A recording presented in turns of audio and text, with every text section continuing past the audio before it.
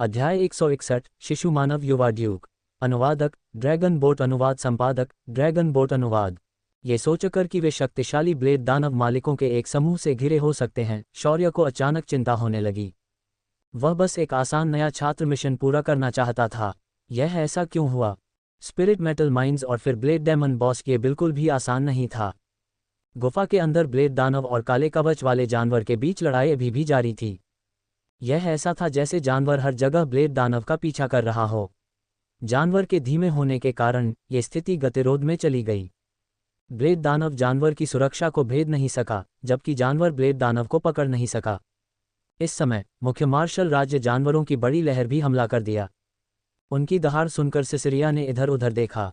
जब उसने देखा कि जानवरों का घना झुंड उन पर टूट पड़ा है, तो उसके चेहरे पर भाव बदल गए। वह उनकी सुरक्षा के बारे में जानता था। बाहर सभी खुले राज्य लड़ रहे थे। यदि इतने सारे जानवर बाहर आ गए तो बहुत बड़ी मुसीबत खड़ी हो जाएगी।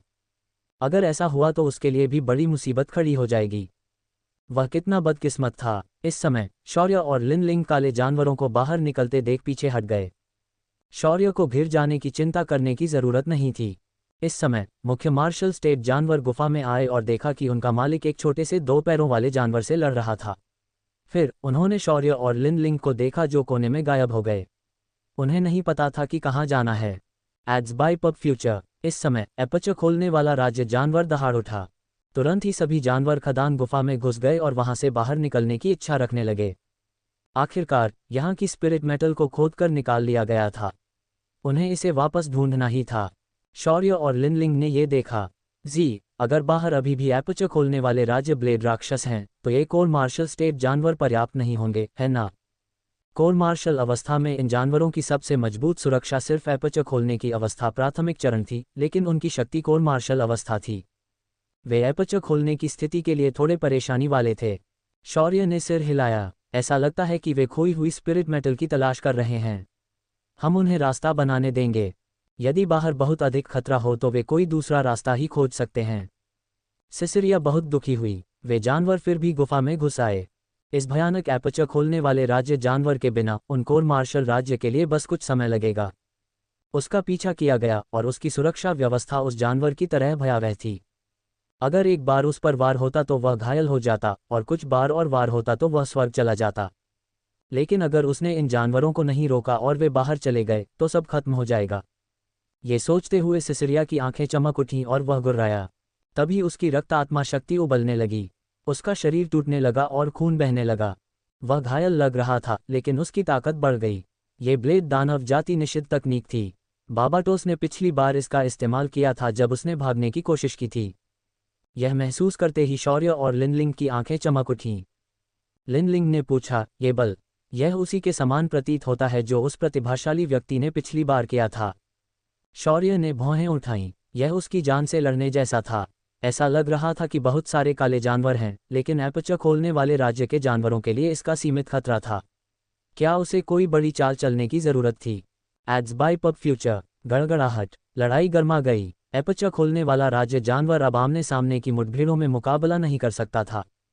हालांकि सिसिरिया के हमले उस पर केवल कुछ निशान ही छोड़ सके और जानवर को कोई नुकसान नहीं पहुंचा सके। लेकिन सिसिरिया का लक्ष्य इस बॉस को मारना नहीं था, बल्कि उन जानवरों का शिकार करना था जो हमला कर रहे थे। रक्त आत्मा बल हवा के माध्यम से कटा हुआ। मुख्य मार्शल स्टेट जानवरों का कवच एक भी हमले को रोक नहीं सका। उनके कवच को चीरकर खोल दिया गया क्योंकि आत्मा बल उनके आंतरिक अंगों को नष्ट करने के लिए अंदर घुस गया। ये देखकर बॉस जानवर गुस्से से दहाड़ने लगा। उसके नीले निशान और भी स्पष्ट हो गए। इसने सिसिरिया पर आक्रमण किया। गड़गड़ाहट, गड़गड़ाहट, गड़गड़ाहट। भयानक लहरें चारों ओर फैल गईं। आसपास की दरारें फैल गईं। गुफा बड़ी होती गई और आखिरकार 100 मीटर चौड़ी हो गई। ये कई जानवरों को एक साथ दौड़ने के लिए पर्याप्त था। धीरे धीरे कुछ उच्च स्तरीय कोर मार्शल राज्य जानवर अभी भी खनन गुफा में प्रवेश कर गए और बाहर की ओर बढ़ गए। भाग गए कुछ जानवरों को छोड़कर अधिकांश जानवर खनन गुफा में घुस गए। इस समय ब्लेड दानव खून से लथपथ था। उसके पास तीव्र मारक ची थी क्योंकि वह जानवरों को बाहर भागने से रोकने की कोशिश कर रहा था। वह अपनी जिंदगी से लड़ रहा था। शौर्य ने देखा, वह एकमात्र एपर्चर खोलने वाली अवस्था में क्यों है? बाकी लोग कहाँ हैं? सैनिक कहाँ हैं? लिनलिंग की आंखें चमक उठीं। ये ब्लेड दानव घायल लग रहा था। इसका कोई बैकअप नहीं है। क्यों न हम? शौर्य ने उसकी ओर अजीब नज़र से देखा। क्या उसका हृदय इतना अंधकार में था? लेकिन उसने भी यही सोचा। एक इन बॉसों की तुलना में उसकी शक्ति कमजोर थी, लेकिन उसे तराजू के एक तरफ कुछ वजन जोड़ने की जरूरत थी और यह नाजुक संतुलन टूट जाएगा। सिसिलिया को एक core martial state peak stage beast को मारने के लिए बॉस बीस्ट से एक झटका लगा। वह बेकाबू होकर वापस उड़ गया। ये देखकर शौर्य की आंखों में हरे और लाल रंग की रोशनी चमक उठी। सिसिलिया ने अचानक अपने पीछे एक विशाल ज्वलंत बवंडर उठते देखा। सिसिलिया, वहां अन्य एपचक खोलने राज्य जानवर थे। उसके लिए एक ही काफी था, और फिर भी एक और था। इस बवंडर को देखकर ऐसा लग रहा था कि यह एक ऐसा जानवर है जो ईश्वर की कला जानता है। बवंडर जानलेवा नहीं था। अगर वह अपने यौवन पर होता तो उसे बिल्कुल भी चिंता नहीं होती, लेकिन अब वह थक चुका था। आग से उसका घायल शरीर जल गया और उसकी चोटें फिर से गंभीर हो गईं। वह अपने भयानक मुंह से दहाड़ने लगा, क्योंकि उसकी रक्त आत्मा शक्ति पुनः फूट पड़ी थी। उसके शरीर पर और भी दरारें उभरने लगीं। वह खून का एक मानव फव्वारा बन गया। वह मृत्यु की सीमा पर था, लेकिन उसके पास कोई विकल्प नहीं था। सिसिलिया ने नरक को तोड़ दिया और जानवर के आक्रमण को बड़ी मुश्किल से चकमा दिया। उसने जवाबी हमला नहीं किया। इसके बजाय वह गुफा के प्रवेश द्वार की ओर देखता रहा। आत्मा की शक्ति की लहर बाहर से आई थी। ऐसा लग रहा था कि वह अभी अभी छिद्र खोलने की अवस्था में आई है। वह सबसे पहले कमजोर को मारेगा। सिसिलिया को ऐसा करने में कोई विश्वास नहीं था, क्योंकि वह जानता था कि उनकी सुरक्षा कितनी पागलपन भरी थी। फिर भी जब उसने गुफा के प्रवेश द्वार पर देखा तो उसने देखा कि वहां एक नर और मादा युवा मनुष्य खड़े थे। आत्मिक शक्ति तरंगों से ऐसा लग रहा था कि नर ने हमला किया था। इंसान। उसकी आवाज़ अविश्वास से भरी थी। क्या उन दो मनुष्यों ने यहाँ जानवर को चित्रित किया है? क्या वे जानवरों पर नियंत्रण कर सकते थे? ये सही नहीं था। वे इतने छोटे थे। वे इतने मजबूत कैसे थे? क्या वह युवा ड्यूक की नई पीढ़ी थी? हालांकि ये पहली बार था जब उन्होंने इतने छोटे ड्यूक को देखा था। अध्याय 162। अचानक मैं खेलना नहीं चाहता। अनुवादक ड्रैगन बोट अनुवाद संपादक ड्रैगन बोट अनुवाद। सिसिलिया के हैरान चेहरे को देखते हुए शौर्य ने मुस्कुराते हुए हाथ हिलाया। नमस्ते। सिसिलिया इतना हतप्रभ था कि वह कोई प्रतिक्रिया नहीं दे सका। यह मानव उसे देखकर हाथ हिला रहा था। क्या वह मानव नहीं बल्कि मानव जैसा दिखने वाला जानवर था? कोई मनुष्य उसे हाथ कैसे हिला सकता था? यहाँ तक कि लिनलिंग भी चकित था। शौर्य, ये कमीना फिर से हरकत कर रहा था। वह इस ब्लेड दानव को क्यों लहरा रहा था? वह जानवर पलटा और पुनः सिसिलिया की ओर टूट पड़ा। उन्होंने अपना कुछ ध्यान शौर्य और लिनलिंग पर भी केंद्रित किया। वे भी दुश्मन थे। अपने पीछे भयानक लहर को महसूस करके सिसिलिया को चिंता होने लगी और उसका खून तेजी से बहने लगा। गर्जन। जैसे ही वह छिपने के लिए गया, ब्लेड वाला दानव प्रकाश के रक्त प्रवाह में बदल गया। उसने गुफा में बचे हुए मुख्य मार्शल राज्य जानवरों को देखा और फिर शौर्य और लिनलिंग को देखा। वहां बहुत से जानवर भाग गए थे। उसे अवश्य ही दंड मिलेगा। लेकिन क्या अब उसे जानवरों को रोकना जारी रखना चाहिए या इन दो मनुष्यों को मारने की कोशिश करनी चाहिए? उसकी चोटें बढ़ती जा रही थीं, और अगर ऐसा ही चलता रहा तो वह यहीं मर सकता था। उस छेद खोलने वाले राज्य के जानवर को ज्यादा चोट नहीं लगी थी। क्या उसे पहले पीछे हटना चाहिए? इससे पहले कि वह निर्णय ले पाता कि क्या करना है, हवा में एक और नरक प्रकट हो गया। तेज हवा के झोंके और तीव्र गर्मी उसके शरीर को चीर रही थी। शौर्य ने एक और देव कला का इस्तेमाल किया। यह एक अच्छा अवसर था। यह एक भारी घायल एपच खोलने वाला राज्य ब्लेड दानव था। ब्लेड दानव तुरंत दहाड़ता हुआ उन पर टूट पड़ा। शौर्य के चेहरे पर कुछ गंभीरता थी। यद्यपि वह बुरी तरह घायल हो गया था, फिर भी यह ब्लेड दानव अभी भी मजबूत था। यदि वह सावधान न रहा तो उसकी हत्या हो सकती है। शौर्य ने अपनी सारी शक्ति का इस्तेमाल किया। 5 गुना शक्ति देव कला, आत्मा बल, वायु देव कला, अग्नि देव कला, भौतिक शरीर शक्ति। बिजली गुल होने के कारण हवा में कंपन होने लगा और गर्मी फैल गई। वह आगे बढ़ा, जिससे उसके नीचे जमीन पर एक दरार पड़ गई और उसने मुक्का मारा। गड़गड़ाहट। जहां भी मुट्ठी का बल गया, हवा मुड़ गई और जल गई। ब्लेड दानव ने अपनी भुजाओं को पार करते हुए दहाड़ लगाए। दोनों ब्लेडों ने मुट्ठी बल की ओर रक्त प्रकाश के साथ तलवार की किरणों को काट दिया। फिर तलवार की किरण ने मुट्ठी बल को चीर दिया और शौर्य की ओर बढ़ी। शौर्य को अच्छा नहीं लगा। यह इतना मजबूत था। उसने सोचा कि ब्लेड दानव घायल होने के बाद कमजोर हो जाएगा। शौर्य लगातार मुक्के मारता रहा। उसे बस इस हमले को रोकना था। आखिरकार उसके पास एक अंगरक्षक था। विशाल जानवर ब्लेड दानव के पीछे प्रकट हुआ और उसके विशाल पंजे को काट डाला। ब्लेड दानव केवल हमला करने के साथ पीछा करने के विचार को छोड़ सकता था। वह दहाड़ा और पुनः जानवर से भिड़ गया। गड़गड़ाहट। रक्त और नीली आत्मा शक्ति के फैलने से ब्लेड दानव पर एक बार फिर से हमला हुआ। शक्ति के संदर्भ में ब्लेड दानव अभी शौर्य से बहुत अधिक शक्तिशाली था और जानवर से थोड़ा अधिक शक्तिशाली था। उसकी शक्ति निषिद्ध तकनीक के माध्यम से प्राप्त की गई थी। उसे कभी भी इसका प्रतिकार मिल सकता है। यदि ऐसा हुआ तो वह सारी उम्मीदें खो देगा। शौर्य ने दर्जनों बार मुंह के मारे और अंततः हमले को रोक दिया। उसका मुंह हैंग गया। वह सचमुच मौत की सीमा का परीक्षण कर रहा था। बॉस वास्तव में बहुत शक्तिशाली थे। सौभाग्यवश जानवर उसकी मदद कर रहा था, अन्यथा वह जितना संभव हो सके उतनी दूर भाग जाता। इस समय जानवर ने ब्लेड दानव को थप्पड़ मार दिया और फिर शौर्य पर एक ऊर्जा गेंद दागी। शौर्य दंग रह गया। रुको, मुझे लगा कि हम एक ही टीम में हैं। शौर्य को निराशा महसूस हुई। स्थिति को बदलने से रोकने के लिए शौर्य केवल ऊर्जा हमले को कड़वाहट से रोक सकता था। इन 2 हमलों में उसकी लगभग सारी शक्ति खत्म हो गई।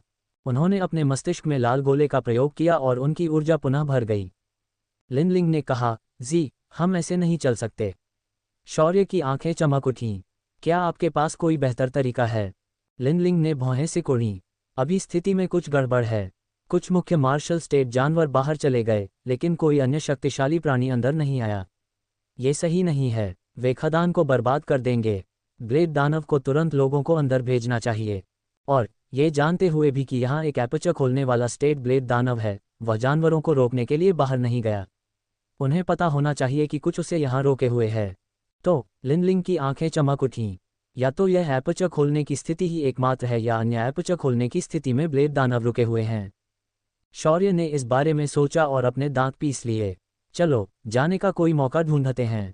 बाहर जाना तो खतरनाक हो सकता है, लेकिन यहाँ रहना भी खतरनाक था। बाहर कई तरह की सुरंगें होंगी। ये यहाँ से ज़्यादा सुरक्षित हो सकता है। सबसे सुरक्षित काम यही होगा कि अब जानवरों की मांद की ओर भागा जाए और बाहर निकलने का कोई दूसरा रास्ता ढूंढा जाए। लेकिन खदान की स्थिति को समझना सबसे अच्छा था। आखिरकार उन्हें ये भी नहीं पता था कि वे कहाँ हैं। कौन जानता था कि बाहर निकलने का दूसरा रास्ता खोजने में कितना समय लगेगा। ये काफ़ी रोमांचक था। लिनलिंग ने अपने दांत पीस लिए। मैं अब अपनी देव कला का उपयोग कर सकती हूँ। शौर्य ने सिर हिलाया। दोनों ने लड़ते हुए राक्षस और जानवर की ओर देखा। ब्लेड दानव ने एक और झड़प के बाद फिर से खून बहाया। शौर्य को समझ में नहीं आया कि इस आदमी के पास इतना खून कैसे था। बॉस जानवर गुफा की दीवारों पर टूट गया। दीवार पर एक और दरार दिखाई दी। हालांकि उसे कोई चोट नहीं आई। अचानक ब्लेड दानव की ची अस्थिर हो गई। उसकी शक्ति कम हो रही थी। इस तकनीक का 2 बार प्रयोग करने के बाद भी यह अधिक समय तक नहीं चल सकी। शौर्य की आंखें चमक उठीं और उसकी मुस्कान शैतानी हो गई। यदि उसे बाहर जाना था तो उसे पीछे हटने का रास्ता छोड़ना होगा। वह इस आदमी को कुछ नुकसान पहुंचाएगा। यदि यह एपर्चर खोलने वाला राज्य ब्लेड दानव मर गया तो क्या बॉस जानवर उसका पीछा करेगा या उसके अधीनस्थों की मदद करेगा? अगर वह उसका पीछा करता तो वह बस एक और चक्कर लगाता।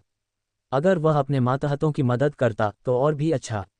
वह उनके द्वारा अपना रास्ता बनाने का इंतजार करता। यदि बाहर और अधिक एपर्चर खुलने की स्थिति होती तो उसे इस बॉस को परेशान करना पड़ता। अच्छा जानवर, ब्लेड दानव को लगा कि हालात ठीक नहीं हैं। वह शायद जानवर को रोक नहीं पाएगा। ये सब उस मानव युवक का दोष है। वह शौर्य को टुकड़े टुकड़े कर देना चाहता था। इसी समय उसके पीछे एक और नरक प्रकट हुआ। ब्लेड दानव दहाड़ा। शौर्य को नहीं पता था कि इसका क्या मतलब है, लेकिन इसका मतलब निश्चित रूप से ये था कि वह सुंदर था। ब्लेड दानव नरक से दूर भाग गया और उसे अपने ऊपर पड़ रहे विशाल पंजे का सामना करना पड़ा। ब्लेड दानव रोना चाहता था। एक और संघर्ष के बाद ब्लेड दानव अब जानवर को दबा नहीं सका। जानवर ने एक आत्मा तोप चलाई। जब सिसिरिया बचने की कोशिश कर रहा था तभी उसके पीछे एक और नरक प्रकट हो गया। वह खेलना नहीं चाहता था। 1v2 बहुत अनुचित था। अध्याय 163 खदान आधार और मानव शक्तिशाली प्राणी। अनुवादक ड्रैगन बोट अनुवाद संपादक ड्रैगन बोट अनुवाद। दहाड़। ब्लेड दानव नरक में दहाड़ा। जैसे ही उसने अपने दाहिने ब्लेड से नरक को काटा, रक्त आत्मा प्रकाश चमक उठा। 10 मीटर लंबी आत्मा प्रकाश नरक को चीरती हुई चली गई। गड़गड़ाहट। नरकंकाल फटने से हवा के ब्लेड और आग की लहरें उत्पन्न हो गईं, जिससे गुफा की दीवार पर गहरे निशान पड़ गए। ब्लेड दानव ने मुड़कर अपने बाएं ब्लेड से उस जानवर को काट डाला जो उस पर आक्रमण कर रहा था। जानवर के शरीर पर नीले रंग के रन बह रहे थे। आत्मा बल के टुकड़े ने जानवर की आत्मा बल की रक्षा को चीर दिया और उसके खोल की ओर जोर से टकराया। खटखट। भयावह आत्मिक बल के वार से केवल आधा इंच गहरा निशान रह गया। इसे चोट भी नहीं माना गया। जानवर दहाड़ने लगा और अपने दाहिने पंजे से थप्पड़ मारने लगा। उस पर आत्मा का प्रकाश लगभग साकार हो गया। गड़गड़ाहट। ब्लेड दानव को जानलेवा खतरा महसूस हुआ। उसकी रक्त ज्योति और अधिक तीव्र हो गई। उसने अपना दाहिना हाथ वापस खींच लिया।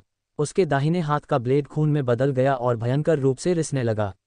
उसकी ताकत फिर से बढ़ गई, यहाँ तक कि शौर्य और लिनलिंग को भी दबाव महसूस हुआ जब वे गुफा के प्रवेश द्वार पर खड़े थे। ये ब्लेड दानव वास्तव में अपने जीवन के साथ लड़ रहा था।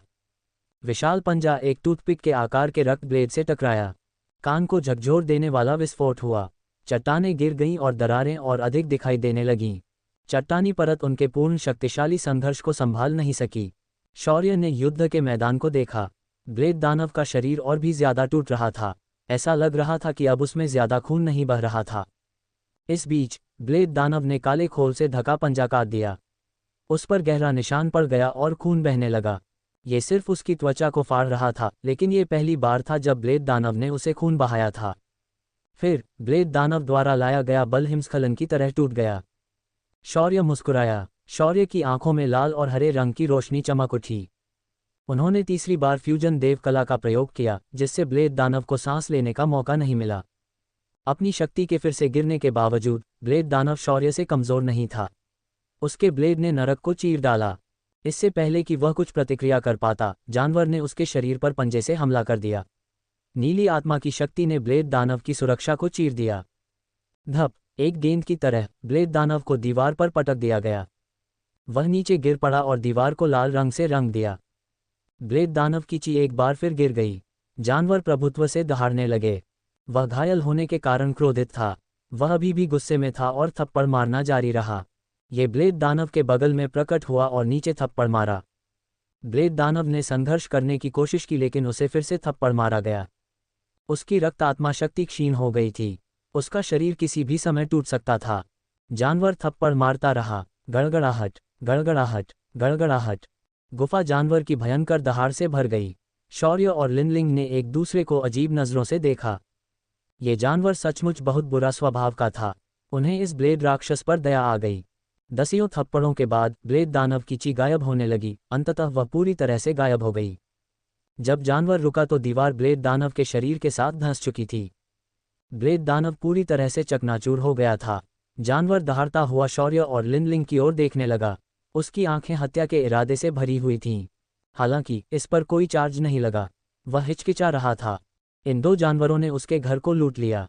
हालांकि जिस जानवर को उसने मार डाला था, उसने उसकी सबसे महत्वपूर्ण खदान खोद दी। वह इसका विरोध कैसे कर सकता था? उसे समझ नहीं आ रहा था कि अब किस तरफ जाए। शौर्य और लिनलिंग भागने लगे। वैसे भी वह पकड़ नहीं सकता था। वे दूर जाकर रुक गए, ये देखने के लिए कि कहीं ये जानवर उनका पीछा तो नहीं करेगा। ये देखकर जानवर ने अपनी आंखें सिकोड़ लीं और फिर बाहर जाने का निर्णय लिया। वह ये बात स्वीकार नहीं करना चाहता था, लेकिन वह जानता था कि वह उन दो जानवरों को नहीं पकड़ सकता। दहाड़ते हुए वह जानवर चला गया। शौर्य और लिनलिंग ने एक दूसरे की तरफ देखा और मुस्कुराए। हम पीछे चलेंगे। लिनलिंग ने सिर हिलाया। जमीन उन जानवरों के शवों से ढकी हुई थी जिन्हें एपचा खोलने वाले राज्य ब्लेड दानव ने मार डाला था। वास्तव में यदि ब्लेड दानव भाग जाए तो वह बच सकता है। हालांकि सभी जानवरों को बाहर निकलने से रोकने के लिए इसने यहां मौत तक लड़ाई लड़ी। शौर्य ने अपनी आंखें सिकुड़कर ब्लेड दानव के शरीर को देखा। शौर्य की आंखों में एक हरे रंग की रोशनी चमक उठी और उसने शरीर को ले लिया, उसे अपने भंडारण रिंग में रख दिया। लिनलिंग मुस्कुराया। जी, इससे तुम्हारी सैन्य योग्यता काफी बढ़ जाएगी। तुम शायद प्रथम लेफ्टिनेंट के पद तक पहुंच सकते हो। शौर्य मुस्कुराया। Level 2 sergeant major Linling. Linling ने अपनी आंखें घुमाई और सलाम किया। हाँ। शौर्य मुस्कुराया। ये बहुत अच्छा लग रहा है। ठीक है, चलो पहले बाहर चलते हैं।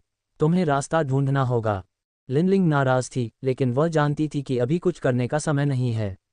मम्मा, जब रास्ता अलग हो जाएगा तो मैं भगवान की कला का उपयोग करूंगी। फिर वे दोनों चले गए। बाहर निकलते समय उन्होंने कुछ ब्लेडनुमा राक्षसी शरीर देखे। हर निकास पर लिनलिंग अपनी देव कला का उपयोग करके रास्ता बताती थी। वे निकास के और करीब आ रहे थे। लिनलिंग का चेहरा पीला देखकर उसने चिंतित होकर पूछा, क्या तुम ठीक हो? हमें जल्द ही बाहर निकल जाना चाहिए, हम इसे धीरे धीरे कर सकते हैं। लिनलिंग ने अपने होंठ काटे और सिर हिलाया। मुझे पता है, मैं ठीक हो जाऊंगी। हो सकता है प्रतिक्रिया थोड़ी गंभीर हो। शौर्य ने दृढ़ निगाहों वाले लिनलिंग को देखकर भौहें सिकुड़ीं। यह आप पर निर्भर है। वे उड़ते रहे। गड़गड़ाहट। जल्द ही उन्हें सिर्फ सुरंगें ही नहीं बल्कि टूटी हुई इमारतें भी दिखाई देने लगीं। उन्होंने युद्ध की आवाज़ भी सुनी। यह एपर्चर राज्य स्तर का उद्घाटन था। ये जानवर और उस ब्लेड दानव से कहीं अधिक शक्तिशाली था। दोनों ने एक दूसरे की ओर देखा। ची परिचित थी। वे प्रवेश द्वार के पास गए और बाहर देखने लगे। गुंबद में दसियों मीटर चौड़ी एक बड़ी दरार थी। सूरज की रोशनी उन पर चमक रही थी। वे सूरज की रोशनी के आदी नहीं थे, इसलिए उन्होंने अपनी आंखें बंद कर लीं। ये गुंबद कुछ 100 मीटर के क्षेत्र में फैला हुआ था। इसमें काफ़ी रक्षा हथियार थे। संभवतः इसे मानव आक्रमण के लिए तैयार किया गया था। उन्हें इस बात की उम्मीद नहीं थी कि मुख्य सैन्य राज्य के जानवर आक्रमण करेंगे। जमीन हथियारों, ब्लेड, राक्षसी शरीरों और जानवरों के शरीर से ढकी हुई थी। बाहर हर तरह की लड़ाई की आवाज़ें आ रही थीं। ये खनन अड्डा गिरने वाला था। शौर्य लिनलिंग के साथ उड़कर बाहर देखने लगा। ये रेगिस्तान था और नीला आकाश धुंधला था। ये जगह बंजर लग रही थी। आसपास की चट्टानें भी वैसी ही दिख रही थीं। जाहिर है ये सब छिपा हुआ था। बाहर काफ़ी शक्तिशाली ची लड़ रहे थे। शौर्य और लिनलिंग ने ऊपर देखा। यह उनके वरिष्ठ सहपाठी और सैन्य बल के जवान थे, लेकिन संख्या के कारण मानव जाति को नुकसान उठाना पड़ा। बेस में 100 से ज़्यादा जानवर दहाड़ रहे थे और चीज़ों को नुकसान पहुंचा रहे थे। नेता बॉस जानवर था। इस बीच ब्लेड दानव सैनिकों ने जवाबी हमला किया। आसमान से लेजर किरणें बरसाई गईं, लेकिन ज़्यादातर बच गए। अगर यह उनके गोले पर भी गिरी तो इससे सिर्फ काले धब्बे ही बने। केवल शक्तिशाली आत्मा तोपें ही उनकी सुरक्षा को भेद सकती थीं। उनकी गति समकक्षों की तुलना में धीमी थी, लेकिन फिर भी आत्मिक मार्शल स्टेट और गूढ़ मार्शल स्टेट सैनिकों के लिए मुख्य मार्शल स्टेट जानवरों पर हमला करना कठिन था। केवल कुछ कोर मार्शल राज्य ब्लेड दानव ही उन्हें वहां मुश्किल से रख सकते थे। 4 शक्तिशाली ब्लेड दानव भी अलग हो गए और आधार की ओर उड़ गए। इसके कारण मनुष्यों के लिए स्थिति आसान हो गई। अध्याय 164। मैं स्वयं को जला रहा हूं। अनुवादक ड्रैगन बोट अनुवाद संपादक ड्रैगन बोट अनुवाद। नीचे आए 3 ब्लेड राक्षसों में से एक की शक्ति उस राक्षस के समान थी जिसे मारा गया था। अन्य 2 शौर्य की शक्ति के करीब थे, और उनमें से एक अग्नि देवता कला का प्रतिभाशाली कलाकार था। ये देखकर शौर्य की मुस्कान फीकी पड़ गई। कैसा संयोग है, मैं अग्नि देव की कला भी जानता हूँ। मृत राक्षस के समान शक्ति वाले ब्लेड राक्षस ने जानवर के साथ युद्ध किया। ब्लेड दानवों के पास स्वाभाविक रूप से 2 ब्लेड होते थे और वे बहुत क्रूर दिखते थे। हर ब्लेड दानव एक प्राकृतिक तलवारबाज था। अपनी जाति की विरासत के कारण वे तलवार चलाने में बहुत कुशल थे। शांत और शक्तिशाली। इस समय ब्लेड दानव ने दहाड़ लगाए और अत्यंत तेज आत्मा शक्ति को काट डाला। यह मृत ब्लेड दानव की तरह ही कटा हुआ था। इस प्रकार परिणाम में कोई अंतर नहीं आया। खटपट की आवाज़ हुई और ब्लेड दानव चकित हो गया। वह आकाश की ओर दहाड़ा। शौर्य को समझ नहीं आया और उसने अनुवाद के लिए लिनलिंग की ओर देखा। लिनलिंग ने कहा, यह कोई आम भाषा नहीं है, ये ब्लेड डेमन की भाषा है। शौर्य को लगा कि लिनलिंग भाषाओं में माहिर है। वह उससे बस थोड़ी ही बेहतर थी। वह अधिक से अधिक रजत स्तर की थी। तुरंत शौर्य को आत्मविश्वास महसूस हुआ। शौर्य ने अपनी छाती ऊपर उठाई और मुस्कुराया। दोनों देखते रहे। ब्लेड दानव ने जानवर पर हर तरह के तरीके से हमला करना शुरू कर दिया। जल्द ही उन्होंने अपना युद्ध क्षेत्र बेस के बाहर स्थानांतरित कर दिया। ये खनन आधार और स्पिरिट धातु की खान थी। यह इसे संभाल नहीं सका।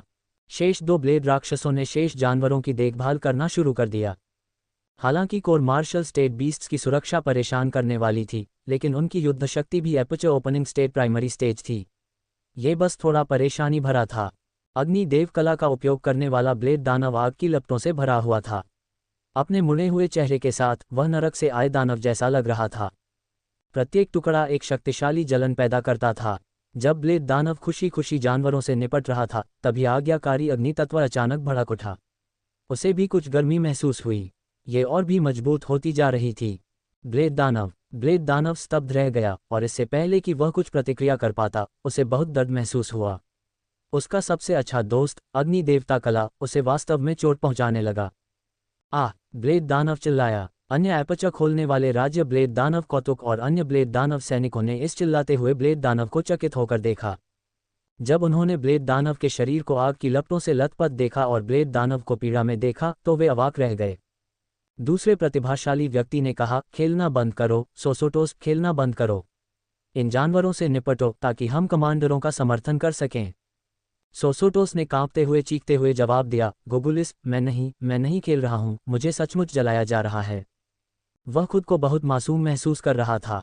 उसे साफ तौर पर जलाया जा रहा था। उन्हें क्यों लगा कि वह खेल रहा है? उन्होंने मदद क्यों नहीं की? गोगुलिस ने बिना कुछ कहे एक core martial state middle stage beast को मार डाला और फिर सोसोटोस पर लगी आग की ओर इशारा किया। तुम्हारी कमबख्त लपटें तुम्हारे चारों ओर घूम रही हैं, ठीक है। अगर ऐसा नहीं होता कि वे करीब थे तो उसे याद दिलाने की जहमत नहीं उठानी पड़ती। सोसोटोस को कमांडर बाबाटोया द्वारा दंडित किया जाता। आर्गह। गोगुलिस ने जो उत्तर दिया वह और भी अधिक भयानक चीख थी। गोगुलिस को यह देखकर आश्चर्य हुआ कि सोसोटोस की चीख इस प्रकार गिर रही थी मानो वह घायल हो गया हो। गोगुलिस ने अपना मुंह खोला और अविश्वास से सोसोटोस को देखा। ओह लानत, क्या तुम्हें इस हद तक अभिनय करने की जरूरत है? बेवकूफ़, कोई मुझ पर घात लगा रहा है। यहाँ इंसान हैं। उफ, यहाँ बहुत गर्मी है। सोसोटोस इस व्यक्ति की स्थिति को समझना चाहता था, लेकिन इस व्यक्ति की अग्निदेव कला की महारत उससे कहीं अधिक थी। ये व्यक्ति अपनी ही लपटों का इस्तेमाल उसके खिलाफ कर रहा था। मैं खुद को जला रहा हूँ। इस समय एक हल्की सांस चली। सोसोटोस और गोगुलिस दोनों तनाव में आ गए। गोगुलिस अचानक पलटा और सोसोटोस के पीछे देखने लगा। ये इंसान हैं, तुम्हारे पीछे। सोसोटोस के पीछे दो आकृतियां तेजी से प्रकट हुईं। पुरुष मानव एक भयानक चीख उत्सर्जित कर रहा था। सोसोटोस को अपनी दुर्दशा का पता था। उसकी सच्ची आत्मा शक्ति साधना का स्तर केवल गूढ़ मार्शल अवस्था स्तर 8 के आसपास था। उसकी छिद्र खोलने की शक्ति सभी उसकी अग्निदेव कला से आती थी। अब जबकि उसकी अग्निदेव कला ने किसी और का पीछा किया और उसे जला दिया, उसे बहुत बुरा लगा, लेकिन ऐसा कुछ भी नहीं था जिसके बारे में वह सावधान हो सकता था। सोसोटोस ने दहाड़ते हुए पीछे से वार करने के लिए अपनी पूरी शक्ति लगा दी। शौर्य ने ठंडी आंखों से अपनी दाहिनी मुट्ठी से मुक्का मारा।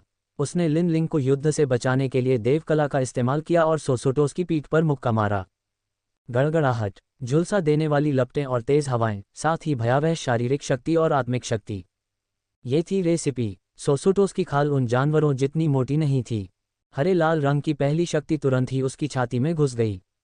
प्रचंड लपटों और तेज हवा के झोंकों ने उसकी जीवन शक्ति को नष्ट कर दिया। गोगुलिस और अन्य ब्लेड दानव सैनिक चुप हो गए। सोसोटोस अग्निदेव कला के साथ ब्लेड दानव कौतुक बस इस तरह मर गया। क्या वह अचानक प्रकट हुए एक युवा व्यक्ति द्वारा मारे गए घूंसे से व्यर्थ ही मर गया?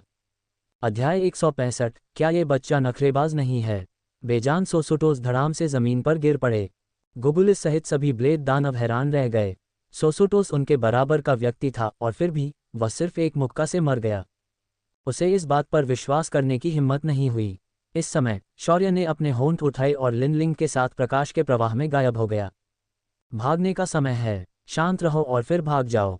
ये वाकई रोमांचक था। हालांकि वह नहीं जानता था कि ऊपर वाला वरिष्ठ सहपाठी स्पिरिट मेटल के बारे में जानता था या नहीं। शौर्य को लगा कि शायद उन्हें नहीं पता था। यदि वे ऐसा करते तो वे इस तरह ब्लेड राक्षसों से लड़ने के बजाय खबर फैलाने के लिए पहले पीछे हट जाते। स्पष्टतः उन्हें यह आधार मिला था और वे इसकी जांच करने की योजना बना रहे थे, लेकिन पकड़े गए। उस स्थिति में वह सबसे पहले उन्हें स्पिरिट धातु के बारे में रिपोर्ट करेगा। कुछ शक्तिशाली प्राणी हवा में लड़ रहे थे तथा आकाश को आत्मिक शक्ति के विभिन्न रंगों से रंग रहे थे। तरह तरह के विस्फोटों के कारण ऐसा लग रहा था जैसे आतिशबाजी हो रही हो। शौर्य ने लिनलिंग को आकाश में लाया और हाथ हिलाया। वरिष्ठ स्कूली साथियों और अधिकारियों, क्या संयोग है, आप लोग भी यहाँ हैं। अभी भी लड़ाई जारी थी। ब्लेड राक्षसों को लगा एड्स बाय पब फ्यूचर। हर कोई मुस्कुराते हुए शौर्य और शर्मिंदा लिनलिंग को देख रहा था। ओह नहीं, ये दोनों कब आए? इस समय एक आत्मा बल शौर्य की ओर आया। गोगुलिस ने उसका पीछा किया। जीलिन जो एक ब्लेड दानव से लड़ रहा था, वह चिल्लाने से खुद को रोक नहीं सका। जूनियर स्कूल के साथी, सावधान रहो। यह एक राज्य स्तरीय आक्रमण था। अन्य लोग मदद करने की योजना बना रहे थे, लेकिन उनके विरोधियों ने उन्हें रोक दिया। शौर्य ने भौहें उठाईं। उसका शरीर हवा में घूम गया और उसने तुरंत हमले को चकमा दे दिया। ये गति! वांग वेंजे, जिलिन और एंड्रू की आंखें चौड़ी हो गईं। यह आदमी थोड़ा ज्यादा तेज था। वांग वेंजे का मुंह हैंट गया। ये गति लगभग उसकी ही तरह तेज थी। क्या इस बच्चे की पवन देवता की कला में फिर सुधार हुआ? थोड़ी देर में वह भी पीछे छूट जाएगा। जिलिन और एंड्रू अवाक रह गए। क्या इस जूनियर स्कूलमेट ने हैक का इस्तेमाल किया था? वह इतनी जल्दी सुधर गया। उसके ये सीनियर सहपाठी कैसे बच पाते? जल्द ही शौर्य आकाश में युद्ध के मैदान में शामिल हो गया। चौथे वर्ष के वरिष्ठ स्कूली साथी के रूप में गुई युपिंग ने शौर्य और लिनलिंग की रक्षा की ताकि अधिक ब्लेड राक्षसों को उन दोनों पर घात लगाने से रोका जा सके। शौर्य के बारे में उनकी मूल समझ ये थी कि वह एक विलक्षण प्रतिभा है, लेकिन उसकी गति वास्तव में डरावनी थी। शौर्य की ईश्वर कला की समझ ने उसे अपनी कक्षा के नंबर 1 व्यक्ति की याद दिला दी थी। एड्स बाय पब फ्यूचर, इस बच्चे में संभवतः उस लड़के जैसी ही क्षमता थी। उसे यहाँ घात लगाकर हमला नहीं करना चाहिए। गुई यूपिंग ने लड़ाई बंद कर दी और बाकी लोगों ने भी ऐसा ही किया। लड़ाई गतिरोध में चली गई। उसने भौहें सिकोड़ते हुए कहा, जूनियर सहपाठी शौर्य, क्या तुम नए छात्रों के मिशन पर नहीं गए थे? तुम यहाँ क्यों हो? वह अवाक रह गया। ये स्थान नए छात्र मिशनों से कम कुछ हजार किलोमीटर दूर था। आखिर ऐसा क्या हुआ कि शौर्य यहाँ आ गई? और वह इस अजीब ब्लेड दानव खनन आधार से बाहर क्यों आया? क्या वह खो गया? शौर्य और लिनलिंग ने ये सुना और उनके मुंह में ऐंठन आ गई। क्या नया छात्र मिशन है? वे निर्दोष थे, वे ही इसमें फंस गए। कौन जानता था कि तथाकथित खुशहाल नए छात्र मिशन इतने कठिन होंगे? यदि संभव हो तो शौर्य भी वहां से चले जाना चाहता था। उसका हृदय इसे सहन नहीं कर सका। वह इन दिनों मौत के कगार पर था। ये सोचते हुए लूजी और लिनलिंग ने एक दूसरे को देखा और दुखी महसूस किया। वे बहुत दयनीय थे। सभी प्रकार के जानवर और ब्लेड राक्षस उनका पीछा कर रहे थे। उनके चेहरे देखकर मनुष्य भ्रमित हो गए। आखिर इन दोनों को ऐसा चेहरा दिखाने के लिए क्या करना पड़ा? गुबुलिस एक ब्लेड दानव के पास गया, जिसने बैंगनी सुनहरे रंग का आत्मा चालित कवच पहना हुआ था और कुछ कहने के लिए एक विशेष प्रकार के संचार का उपयोग कर रहा था। तुरंत ही सभी ब्लेड दानव लाल आंखों से शौर्य को घूरने लगे, उसे फाड़ डालना चाहते थे। इस व्यक्ति ने सोसोटोस को मार डाला। वह शायद उस खदान गुफा से है। उसे यहीं रखा जाना चाहिए। लेकिन उनकी मौजूदा संरचना केवल बेस पर आक्रमण को रोक सकती थी। इन मनुष्यों को रखना असंभव था। वे मन ही मन दहाड़े, किसने ये खुफिया जानकारी उगल दी? इस ग्रह पर इतने शक्तिशाली मनुष्य नहीं होने चाहिए। जब मनुष्यों ने ब्लेड दानव को शौर्य को मारने के इरादे से देखते हुए देखा तो उन्होंने अपने विरोधियों पर सतर्कता से देखा। इस समय जीलिन एक भारी बाबी में बदल गई थी। उसने पूछा, जूनियर स्कूलमेट, क्या तुमने उनके साथ कुछ किया है? वे तुम्हें इस तरह क्यों देख रहे हैं? सभी लोग शौर्य को अजीब नज़रों से देख रहे थे। ये बच्चा बहुत अद्भुत था। वह नखरेबाज नहीं था। शौर्य का मुंह हैंट गया और उसने अपना सिर खुजलाया। वरिष्ठ सहपाठी, मुझे फंसाओ मत। मैंने उनके साथ कुछ नहीं किया, ठीक है? मैंने तो बस उन्हें स्पिरिट मेटल खोदते हुए पकड़ा था। क्या मजाक है? उनके चेहरे इतने विकृत थे, वह उनका क्या कर सकता था? सभी ने सिर हिलाया और जीलिन मुस्कुराया, क्या तो ये स्पिरिट मेटल है? मुझे लगा कि यह, रुको, स्पिरिट मेटल है। हर कोई अपनी आंखें चौड़ी करके शौर्य को अविश्वास से देख रहा था। फिर उन्होंने सतर्कता से ब्लेड दानव को देखा। वे उन्हें बचाने के लिए मौत तक लड़ेंगे। ये तो बकवास स्पिरिट मेटल था। उन्हें लगा कि यहाँ कोई विशेष संसाधन है। उन्हें उम्मीद नहीं थी कि यह स्पिरिट मेटल है। शौर्य को ये सब गिरता देख ब्लेड दानव का चेहरा, जो बैंगनी सोने का आत्मा संचालित कवच पहने हुए था, और अधिक विकृत हो गया। उसकी आंखें हिंसा और पागलपन से भरी हुई थीं और वह सोच रहा था कि क्या उसे इन लोगों को मारने के लिए खुद को बलिदान कर देना चाहिए। इससे बहुत हंगामा मचेगा और मनुष्य निश्चित रूप से पता लगा लेंगे कि यहाँ क्या हुआ था। यह इसके लायक नहीं था। अध्याय 166, मैं पहले विस्फोट करूंगा। अनुवादक ड्रैगन बोट अनुवाद संपादक ड्रैगन बोट अनुवाद। इस समय वातावरण बहुत शांत था। मानव और ब्लेड दानव दोनों ने एक दूसरे को सावधानी और हत्या के इरादे से देखा। रेत आसमान में उड़ी और भारी वातावरण को बहा ले गई। आधार पर काले कवच वाले जानवरों की दहाड़ और ब्लेड दानव सैनिकों की चीखों ने बैंगनी सुनहरे बख्तरबंद ब्लेड दानव के चेहरे पर ऐंठन पैदा कर दी। उन्हें बेस की सुरक्षा के लिए किसी को नीचे भेजने की जरूरत थी।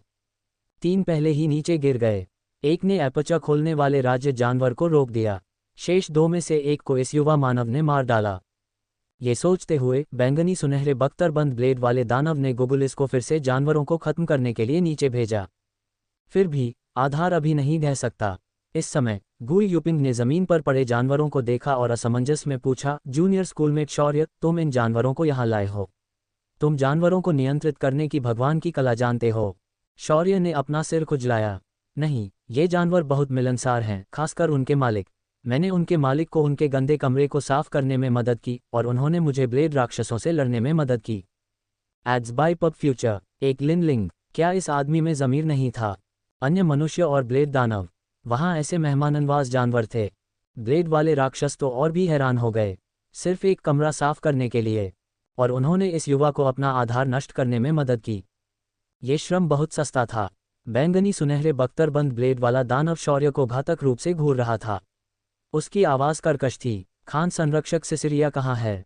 वह एपच खोलने वाला राज्य था और इस आधार पर शक्ति की बात आने पर शीर्ष 5वें स्थान पर था।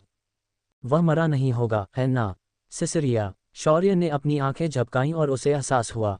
वह संभवतः ब्लेड दानव था जिसे जानवर मालिक ने थप्पड़ मारकर गिरा दिया था, है ना? शौर्य ने आह भरी। उद्धरण चिन्ह ... वह ब्लेड दानव, जो एक शक्तिशाली प्राणी था जब तक वह जीवित था, एक सम्माननीय व्यक्ति था। उन्होंने काले जानवरों को खनन गुफा से बाहर जाने से रोकने के लिए अपनी पूरी कोशिश की और मौत तक लड़ते रहे। बैंगनी सुनहरे बख्तरबंद ब्लेड वाले दानव का शरीर कांप उठा। उसकी आंखों में हत्या की मंशा भरी हुई थी। उद्धरण चिन्ह ... तुमने उसे मार डाला। यदि ऐसा था तो इस युवा मानव ने न केवल उनकी योजना को विफल कर दिया, बल्कि 2 एपच खोलने वाले राज्यों को भी मार डाला। इस समय ब्लेड राक्षस शौर्य को टुकड़ों में फाड़ना चाहते थे। Ads bye pub future. इस बीच मनुष्य अपनी आंखें चौड़ी करने से खुद को रोक नहीं सके। इस बच्चे ने वास्तव में 2 एपच खोलने वाले राज्य ब्लेड राक्षसों को मार डाला। वे अब तक लड़ते रहे हैं और अभी तक एक भी व्यक्ति नहीं मरा है। वे इतने लंबे समय से लड़ रहे हैं। इस बच्चे ने ये कैसे किया? शौर्य ने जल्दी से अपना हाथ हिलाया। मैंने नहीं किया, मैंने नहीं, मैं निर्दोष हूँ।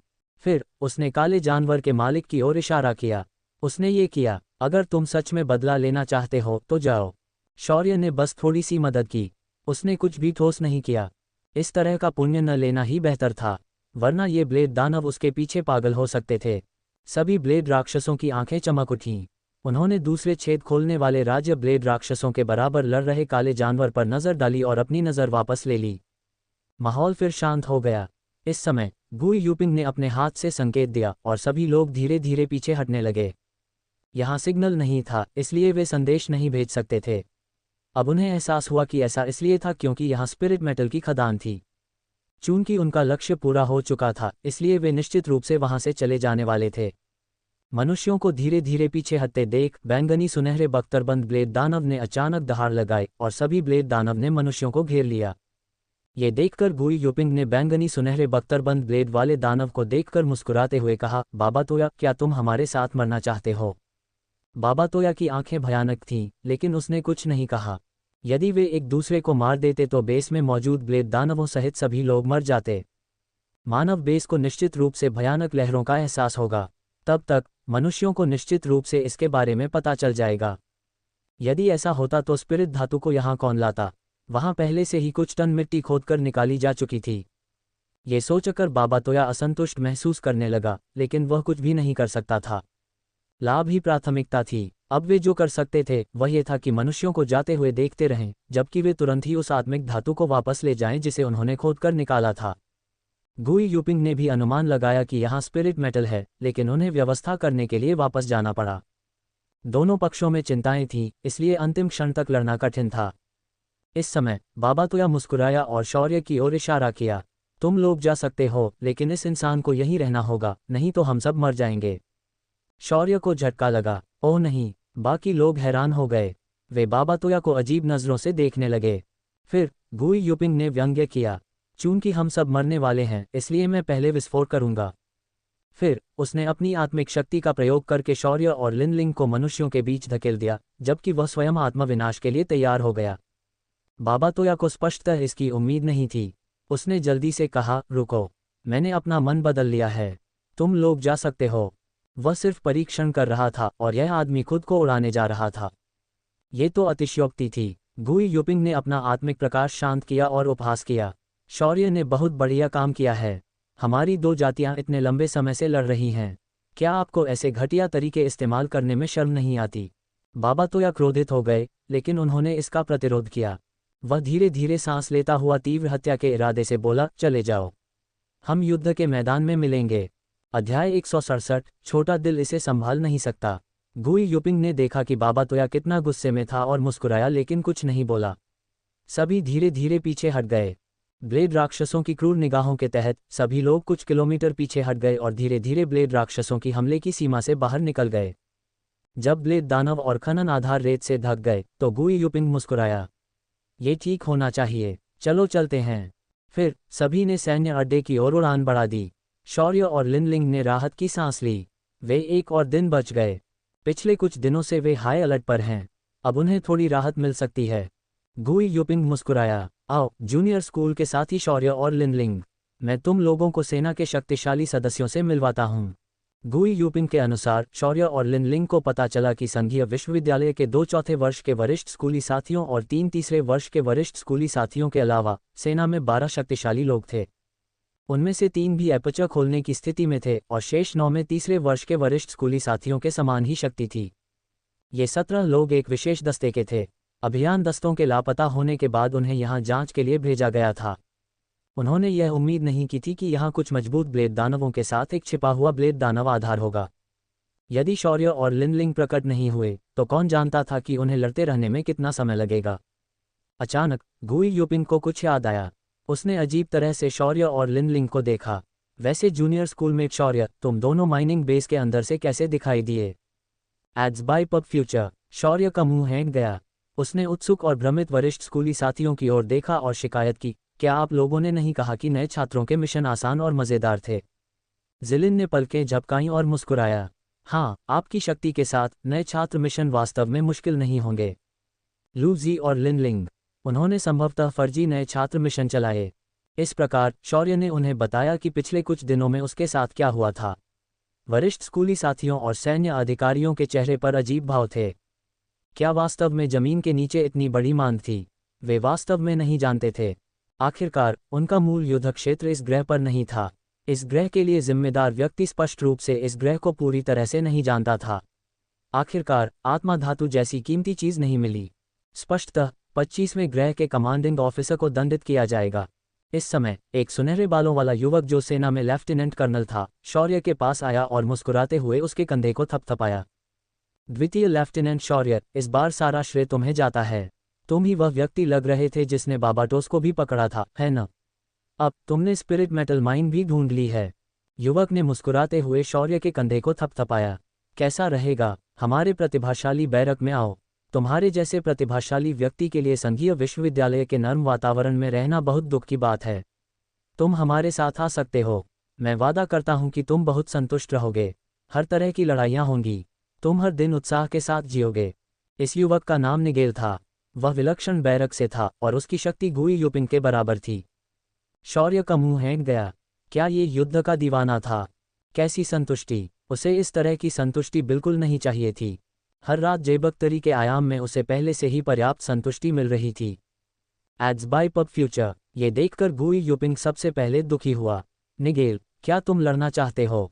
निगेल मुस्कुराया। अरे, इस बार शौर्य ने यह अद्भुत काम किया।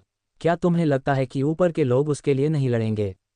तुम हमारे प्रशिक्षक से बात कर सकते हो। एक नए छात्र के रूप में जो अभी भी अपनी प्रवेश परीक्षा में था, शौर्य ने ये सब किया। जाहिर है प्रोडिजी बैरक के उन पागल प्रशिक्षकों ने उसे जाने नहीं दिया। गुई यूपिंग की सांस रुक गई। यदि वह उन पागल प्रशिक्षकों से तर्क करने जाता तो उसकी खाल उधेड़ ली जाती। ये सोचकर गुई यूपिंग को डर लगा। उसकी हिम्मत नहीं हुई कि वह वहां जाए। हाँ, छोटे भाई शौर्य, प्रोडिजी बैरक में आ जाओ। बहन तुम्हारा बहुत ख्याल रखेगी। एक बहुत ही खूबसूरत युवा लड़की जो मेजर रैंक की है ने शौर्य पर एक मोहक नज़र डाली। अन्य सैन्य अधिकारियों ने भी शौर्य को प्रोडिजी बैरक में आने के लिए बुलाते हुए एक बड़बड़ाहट शुरू कर दी। शौर्य का मुंह हैंग गया। उसे समझ में नहीं आ रहा था कि क्या जवाब दे। यदि वह अब इसे अस्वीकार कर दे तो क्या उसकी पिटाई होगी।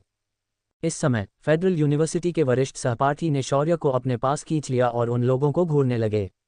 आप क्या कह रहे हैं? हमारा जूनियर सहपाठी आपके पीछे कैसे आ सकता है?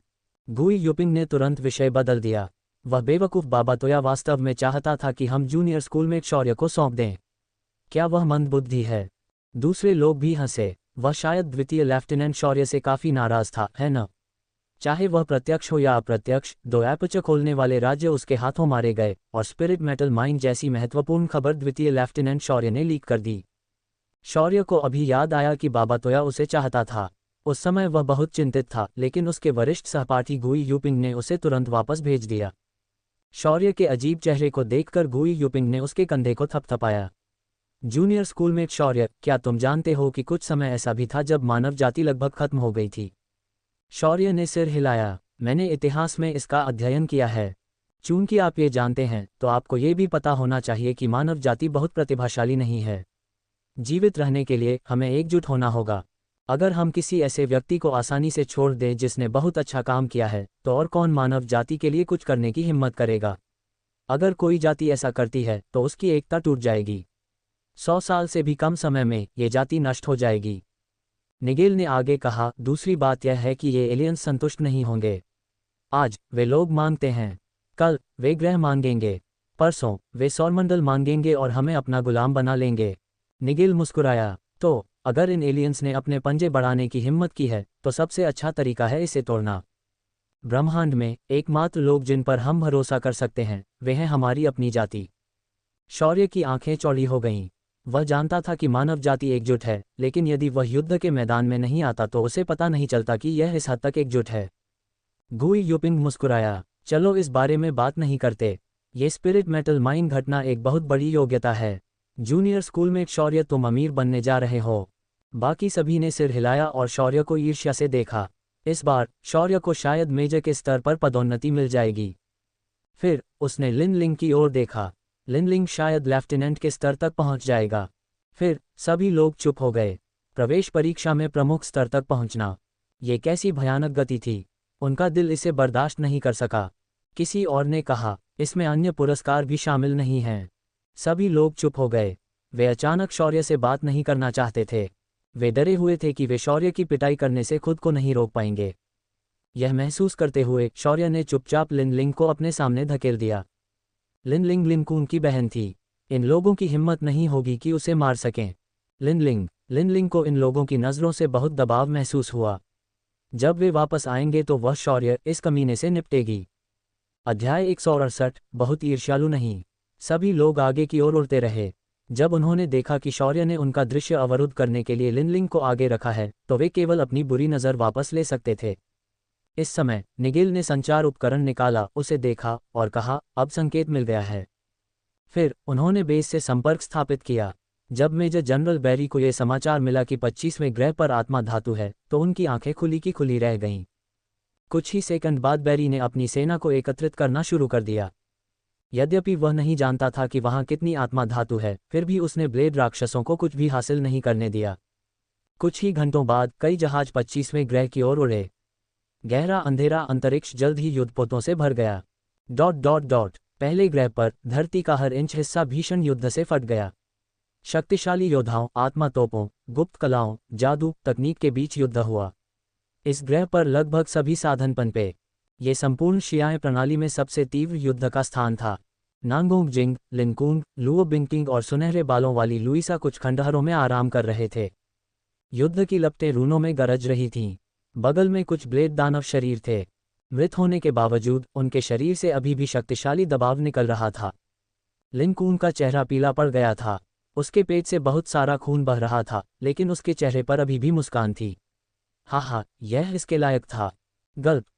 नांगोंग जिंग ने शराब पी और लिनकून को तिरस्कार से देखा। ये सिर्फ एक बेस है और फिर भी तुम घायल हो सकते हो। लुइसा ने धीरे से मुस्कुराते हुए कहा, लिनकून ने हमारे लिए काफ़ी मारक क्षमता हासिल की है। ऐसा मत कहो नांगोंग। लिनकून, जो लगभग फटने ही वाला था, शांत हो गया। मैंने सबसे ज्यादा ध्यान आकर्षित किया, ठीक है। क्या बर्फ का टुकड़ा इतना सुंदर है कि ब्लेड दानव भी उसे मारने की हिम्मत नहीं कर सकता? सभी ने मुझे क्यों मारा? लुओ बिंगकिंग के हाथ में सफ़ेद बर्फ अलग अलग जानवरों में बदल गई। उसे इसके साथ खेलने में मज़ा आया। उन्होंने लिनकून को उत्तर दिया, क्योंकि आपके पास सबसे अधिक जानलेवा ची है। लिनकून का मुंह हैंग गया। आमतौर पर जिन लोगों में अधिक घातक ची होती थी उन्हें अधिक निशाना बनाया जाता था। हालांकि उसके पास खूनी भगवान कला थी। बेशक उसकी जानलेवा ची सबसे प्रचुर थी। यह उसकी गलती नहीं थी। इसी समय उनके संचारक एक साथ बज उठे। उन्होंने बातचीत बंद कर दी और एक दूसरे की ओर देखने लगे। लिनकून ने अपने होंठ चाटे। अरे, क्या कोई नया मिशन है? बाकी तीनों ने उसके अभी भी बहते खून को देखा और उनके मुंह में ऐंठन आ गई। यह आदमी शायद युद्ध में मर जाने पर भी खुशी से हंसता रहेगा। उन्होंने अपने संचारक कम्युनिकेटर निकाले और देखने लगे। जल्द ही उनके चेहरे पर सहजता बदल गई और फिर वे चुपचाप उठ खड़े हुए। नांगोंग जिंग ने भौहें सिकोड़ी। उसका लाल चेहरा तुरंत तीखा दिखाई देने लगा। इसमें कोई आश्चर्य नहीं कि आज उनकी सुरक्षा कमजोर हो गई। लिनकून की आंखों में खून उमड़ आया। उसके पेट पर लगे घाव से तुरंत खून बहना बंद हो गया और वह जल्दी से ठीक हो गया। स्पिरिट मेटल माइन, मैं इस बार एक अच्छे वध का आनंद ले सकता हूँ। लुओ बिंगकिंग का चेहरा ठंडा और भावहीन था, हालांकि ऐसा लग रहा था कि उसके आसपास ठंड और बढ़ रही थी। लुइसा की मुस्कान अभी भी बेहद कोमल थी। उसने अपनी आंखें सिकोड़ लीं। ठीक है, चलो। शीघ्र ही 4 निजी जहाज पहले ग्रह से 25वें ग्रह की ओर उड़ चले। शौर्य और अन्य लोग अभी भी बेस की ओर उड़ रहे थे। सिग्नल सुनकर शौर्य ने अपना कम्युनिकेटर निकाला। उसने लिन लिंग को देखा और मुस्कुराया। चलो पहले ये म्यू और बाकी लोगों को संदेश भेजते हैं। हमने कुछ दिनों से उनसे संपर्क नहीं किया है। मुझे आश्चर्य है कि क्या उन्होंने हमें मरा हुआ मान लिया है। लिन लिंग ने आंखें घुमाईं। क्या तुम कुछ अच्छा नहीं कह सकते? शौर्य थोड़ी देर के लिए चुप हो गया और बोला, या शायद उन्होंने कभी हमारे बारे में सोचा भी नहीं। लिन लिंग, ये कैसा अच्छा था? लिन लिंग को भड़कते देख शौर्य ने बात करना बंद कर दिया और मैसेज करना शुरू कर दिया। स्वर्ग नीले क्रिस्टल खान आधार पर। ये म्यू, जो खनन गुफा की सफाई में मदद कर रहे थे, को अचानक अपना फोन बजता हुआ महसूस हुआ। सबने जल्दी से इधर उधर देखा। क्या ये जी और लिन लिंग हैं? ये म्यू ने कहा, रुको, पहले मुझे देखने दो। उसने शीघ्र ही संदेश पढ़ना शुरू कर दिया। जल्द ही, ये म्यू ने आवाज़ लगाई। फिर उसका चेहरा बहुत अजीब हो गया। वह चकित और ईर्ष्यालु लग रहा था। ऐसा लग रहा था कि उसने राहत की सांस ली है, लेकिन अभी भी थोड़ा घबराया हुआ लग रहा था। उसके चेहरे के भाव देखकर सभी उत्सुक हो गए। त्यानयुवान क्यानहुआ ने दुखी होकर पूछा, क्या हुआ? बोलो। ये म्यू ने सभी की आशा भरी आंखों को देखा और उसका मुंह हैंग गया। आखिरकार उसने कहा, हम अब वे ठीक हैं। जुबान युकी ने कहा, तुमने बंदर जैसी आवाज़ क्यों निकाली? तुम्हारे चेहरे पर क्या भाव है? ये म्यू का मुंह हैंग गया। उसका चेहरा टेढ़ा हो गया। उसने धीरे से कहा, जी और लिन लिंग को एक स्पिरिट मेटल माइन मिली है। उसने कहा कि युद्ध शुरू होने वाला है और हमें बेस पर वापस जाने को कहा। सब लोग, माहौल तुरंत शांत हो गया। इयान ने अविश्वास में अपनी आंखें खोलीं और दोहराया, जी और लिन लिंग को एक स्पिरिट मेटल खदान मिली है। ये म्यू ने निर्जीव भाव से सिर हिलाया। अब ये म्यू की अजीब अभिव्यक्ति पर कोई नहीं हंसा। सब ने अपना दिल थाम लिया। उनके दिल इस खबर को बर्दाश्त नहीं कर सके। त्यानयुवान क्यानहुआ ने कांपते हुए कहा, क्या वे जानवरों को मारने के लिए हमारी खनन गुफा में नहीं गए थे? उन्हें स्पिरिट मेटल की खान क्यों मिली? ये म्यू ने ईर्ष्या से कहा, मैं भी जानना चाहता हूँ। फिर वह खांसते हुए बोला, गलत मत समझो, मैं वास्तव में इतना ईर्ष्यालु नहीं हूँ। सभी लोग अवाक होकर आहें भरने लगे। हम सभी बहुत ईर्ष्यालु हैं। अध्याय 169, सुधार बहुत धीमा है, बहुत निराशाजनक है। बेस से संपर्क स्थापित होने के कुछ घंटों बाद रात हो गई और समूह बेस पर वापस लौट आया। केवल तभी शौर्य और अन्य लोगों को सचमुच आराम मिला। आखिरकार वे बाहर हाई अलर्ट पर थे। उन्हें डर था कि कहीं ब्लेड राक्षसों द्वारा उन पर हमला न कर दिया जाए। यहाँ का आधार अपेक्षाकृत सुरक्षित था। फिर गुई यूपिंग, निगेल और अन्य लोगों को कैप्टन फूलैंग के साथ स्थिति पर चर्चा करनी पड़ी। शौर्य और लिन लिंग पिछले 2 दिनों से आराम नहीं कर पाए थे, इसलिए उन्हें आराम करने के लिए भेज दिया गया। वे दोनों ट्रांसपोर्टर जहाज की पिछली सीटों पर बैठ गए और अपनी आंखें बंद कर लीं। वे थके हुए थे। इन कुछ दिनों में उन पर दबाव बहुत अधिक था। सौभाग्य से शौर्य को पॉकेट हंटिंग आयाम में इस तरह के दबाव का व्यापक रूप से सामना करना पड़ा था। वह हर दिन मौत की सीमा पर था।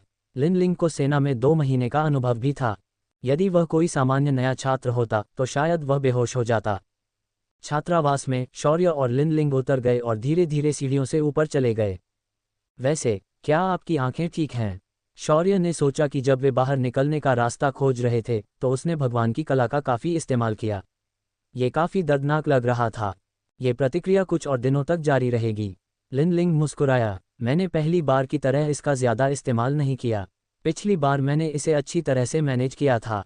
शौर्य ने सिर हिलाया। छात्रावास के दरवाजे पर शौर्य मुस्कुराया, थोड़ा आराम करो, कल युद्ध छिड़ सकता है। लिन लिंग ने सिर हिलाया। दोनों ने दरवाजा खोला और इससे पहले कि वे अंदर जा पाते कुछ आकृतियां बाहर निकल आईं। फिर शौर्य और लिन लिंग को शौर्य के छात्रावास में खींच लिया गया और सोफे पर धकेल दिया गया। ये म्यू ने हताश होकर शौर्य को देखा। जे, मुझे उठाओ, हम एक ही दल में हैं, लेकिन मुझे ऐसा क्यों लग रहा है कि अंतर और भी ज़्यादा बढ़ रहा है? क्या हम सब दूसरे दर्जे के सैनिक नहीं थे? उन्हें ऐसा क्यों लगता है कि शौर्य उनके कमांडर के कमांडर का कमांडर था? ये बहुत अजीब था। शौर्य और लिन लिंग के मुंह में ऐंठन आ गई जब उन्होंने सभी की ईर्ष्या भरी निगाहें देखीं।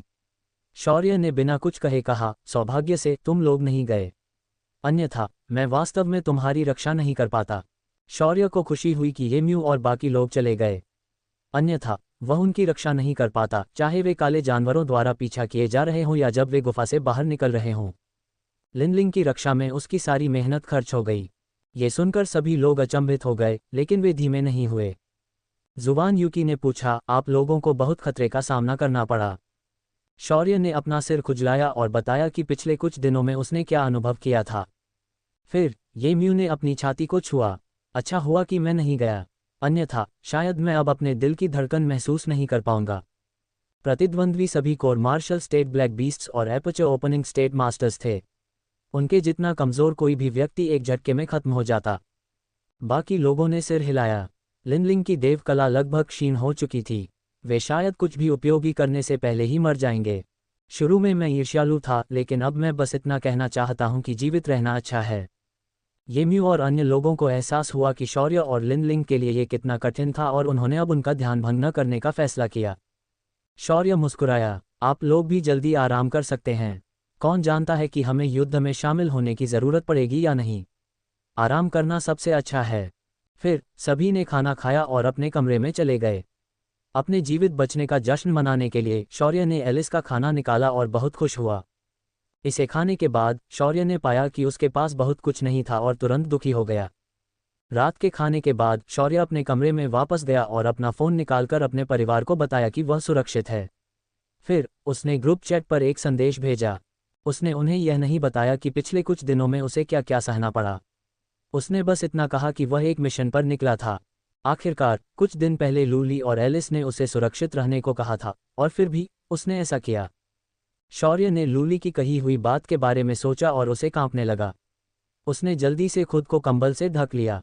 कौन जानता था कि वह दुष्ट हृदय व्यक्ति यह बात जानने के बाद क्या करेगा। अब केवल ये कंबल ही उसे कुछ गर्मी दे सकता था। आधे घंटे तक बातचीत करने के बाद शौर्य ने खुशी से अपना फ़ोन रख दिया।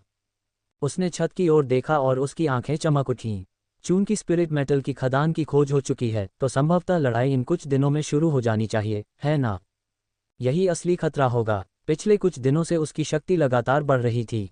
उसकी आत्मिक शक्ति साधना में तेजी से सुधार हो रहा था। आज रात के बाद वह 5वें स्तर पर पहुंच जाएगा। हालांकि यह अभी भी कम था और उनकी युद्ध शक्ति में कोई बड़ा सुधार नहीं था। उनकी युद्ध शक्ति की मुख्य संरचना उनका शक्तिशाली शरीर, मानसिक बल, शक्ति देवकला, अग्नि देवकला और वायु देवकला थी। यदि वह दुश्मनों को हरा सकता तो उन्हें कुचल देता, अन्यथा भाग जाता। अब सबसे महत्वपूर्ण बात यह थी कि उसकी आत्मिक शक्ति साधना स्तर की कमजोरी को दूर किया जाए और उसकी देवकला में सुधार किया जाए। हालांकि देवकला पर आपकी जितनी अधिक महारत होगी, उसे सुधारना उतना ही कठिन होगा। और वह इतना नौसिखिया था कि वह दूसरे नक्शे पर भगवान कला क्रिस्टल ऑर्ब्स के साथ एक जानवर को भी नहीं हरा सकता था। चाहे वह विशाल नीला पक्षी हो, युद्ध घोड़ा हो, ग्रेट छिपकली हो या अन्य शक्तिशाली जानवर हो, वे सभी एपर्चर खोलने वाली अवस्थाएं थीं। वे बल्कि एक उच्च एपर्चर खोलने वाली अवस्था थीं। अपनी वर्तमान शक्ति के साथ उनसे लड़ना आत्महत्या थी। लेकिन वह छोटी सी लौ उसकी कल्पना से भी ज्यादा तेजी से खत्म हो रही थी। उसकी अग्नि देवकला जितनी मजबूत थी, उतनी ही तेजी से उसका इस्तेमाल हो रहा था। ज्यादा से ज्यादा एक हफ्ते में लौ खत्म हो जाती। फिर वह अपनी अग्नि देवकला को सुधारने का एक स्थिर साधन खो देगा। ये सोचकर शौर्य ने आह भरी। सुधार इतना धीमा था कि वह बहुत निराश हो गया। लेकिन ये केवल 1 सेकंड तक चला और शौर्य बिस्तर पर बैठ गया। अब आत्महत्या करने के लिए पॉकेट मार के आयाम में प्रवेश करने का समय आ गया है। यदि वह अब एक बार भी न मर जाए तो उसे असहज महसूस होता है। उन्होंने पॉकेट हंटिंग आयाम में प्रवेश किया। इस समय 25वें ग्रह के बाहर मानव और ब्लेड दानव युद्धपोत एकत्र हो रहे थे। पूरा ग्रह युद्ध के माहौल से भर गया था। ऐसा लग रहा था कि जानवरों ने इसे महसूस कर लिया था और वे अपने घरों में दुबके हुए थे। युद्ध निकट था। अध्याय 170, उनके बीच पिता पुत्र का रिश्ता होना चाहिए। शौर्य फिर से पॉकेट हंटिंग आयाम में प्रकट हुआ। जैसे ही शौर्य दिखाई दिया, शौर्य ने हवा में बची हुई युद्ध ची को महसूस किया। स्पष्ट रूप से यहाँ कुछ समय पहले ही युद्ध हुआ था। वायु तत्व और यह अवर्णनीय तत्व बहुत अराजक थे। स्पष्टतः यह एक वायु देवकला वाला बॉस था तथा एक अन्य देवकला वाला बॉस था जो लड़ रहा था। उसके दिमाग में बड़े नीले पक्षी की छवि उभरी। वह सोच रहा था कि दूसरा बड़ा बॉस कौन है और लड़ाई किसने जीती। शौर्य ने इधर उधर देखते हुए सोचा। यहाँ की घास उससे भी ऊंची थी।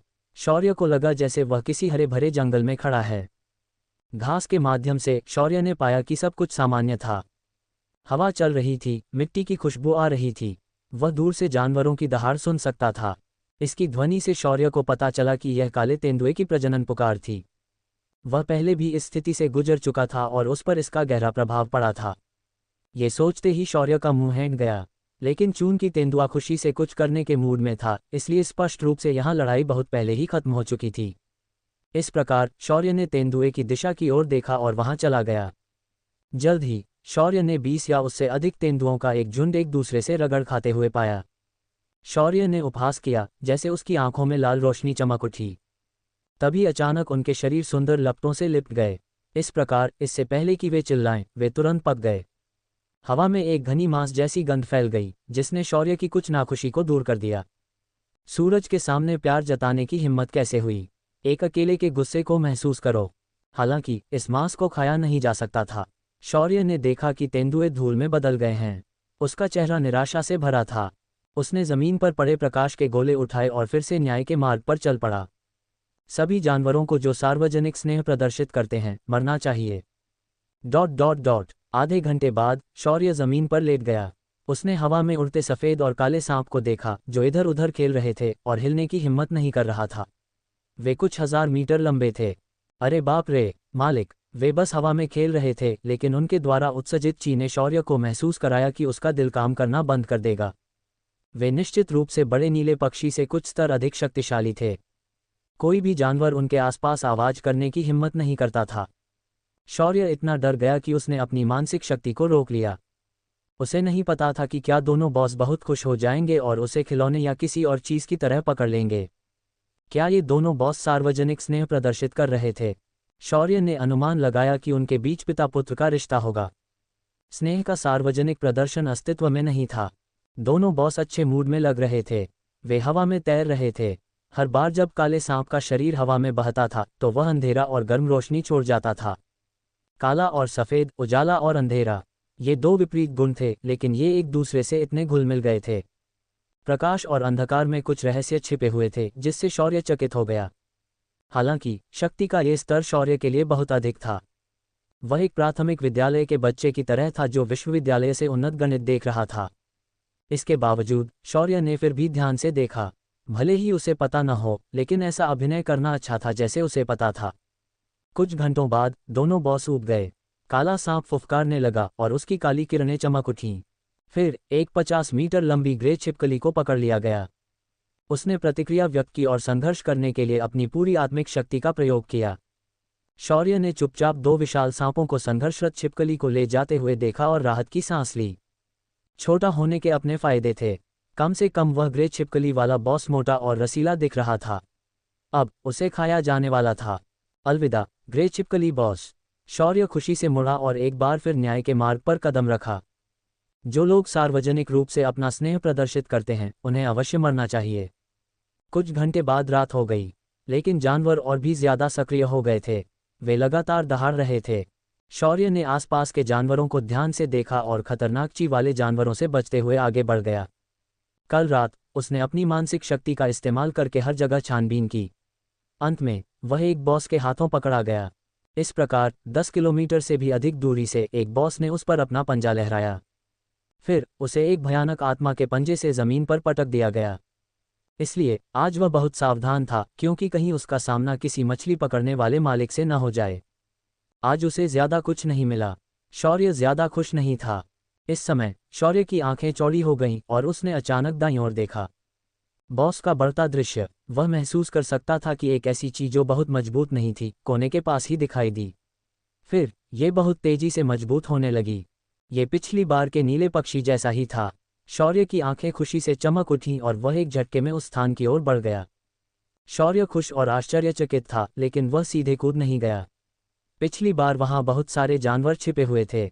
कौन जानता था कि वहां कोई बॉस भी होगा। उन्होंने सावधानीपूर्वक एक चक्राकार चक्कर लगाया और यह सुनिश्चित किया कि एपर्चर खुलने की स्थिति या उससे ऊपर कोई बॉस तो नहीं है। वहां कुछ मुख्य मार्शल राज्य छिपे हुए थे। वे स्पष्ट रूप से ये देखने की योजना बना रहे थे कि क्या कोई देवकला बची है।